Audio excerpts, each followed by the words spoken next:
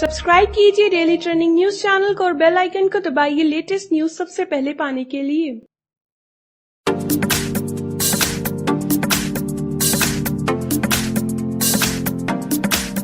भारत के संविधान में प्रधानमंत्री के पद को वास्तविक शक्ति प्राप्त होती है, जबकि राष्ट्रपति केवल नाम मात्र का शासक होता है। अर्थात राष्ट्रपति राष्ट्र का प्रमुख होता है, जबकि प्रधानमंत्री सरकार का प्रमुख होता है।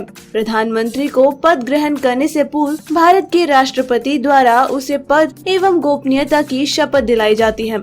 आइए अब प्रधानमंत्री के कार्य एवं शक्तियाँ को विस्तृत रूप से जानते हैं। पहला, सरकार का प्रमुख। हालांकि राष्ट्रपति देश का प्रमुख होता है, लेकिन प्रधानमंत्री सरकार का मुखिया होता है। प्रधानमंत्री और मंत्री परिषद की सलाह पर सभी निर्णय राष्ट्रपति के नाम पर लिए जाते हैं, लेकिन प्रधानमंत्री की सहायता और सलाह के बाद ही निर्णय की जानकारी राष्ट्रपति को दी जाती है। यहाँ तक कि प्रधानमंत्री द्वारा अन्य मंत्रियों की नियुक्तियों की सिफारिश के बाद ही राष्ट्रपति मंत्रियों की नियुक्ति करते हैं। प्रधानमंत्री सभी महत्वपूर्ण निर्णय लेता है या उन्हें परोक्ष रूप से मंजूरी देता है। दूसरा, सेना का वास्तविक मुखिया। हालांकि रक्षा बलों के मुखिया भारत के राष्ट्रपति होते हैं, लेकिन वास्तविक शक्तियाँ प्रधानमंत्री के हाथों में निहित रहती हैं। देश की रक्षा और सुरक्षा से संबंधी सभी महत्वपूर्ण मुद्दों पर राष्ट्रीय सुरक्षा परिषद निर्णय लेती है। राष्ट्रीय रक्षा और सुरक्षा से संबंधी महत्वपूर्ण मुद्दों पर यह सुरक्षा परिषद भारत के प्रधानमंत्री को सलाह देती है। राष्ट्रीय सुरक्षा सलाहकार राष्ट्रीय सुरक्षा परिषद का अध्यक्ष होता है। राष्ट्रीय सुरक्षा सलाहकार की नियुक्ति भारत के प्रधानमंत्री द्वारा ही की जाती है। सुरक्षा समिति अपनी सिफारिशें प्रधानमंत्री के समक्ष प्रस्तुत करती है, जिस पर प्रधानमंत्री निर्णय लेता है।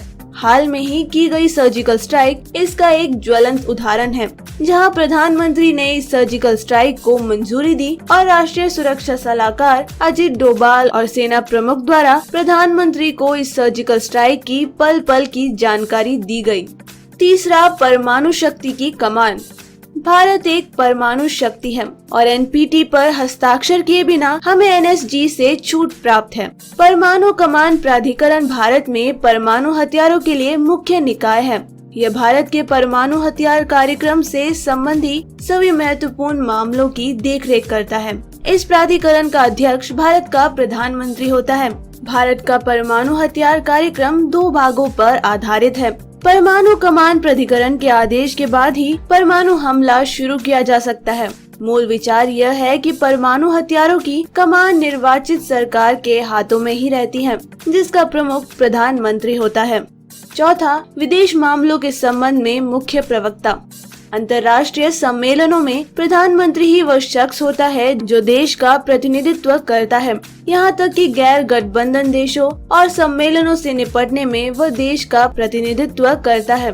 पांचवा, विभिन्न आयोगों के अध्यक्ष।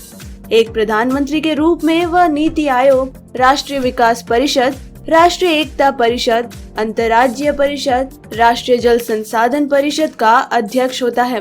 वह आपातकाल के दौरान राजनीतिक स्तर पर छाए हुए संकट का प्रबंधक होता है।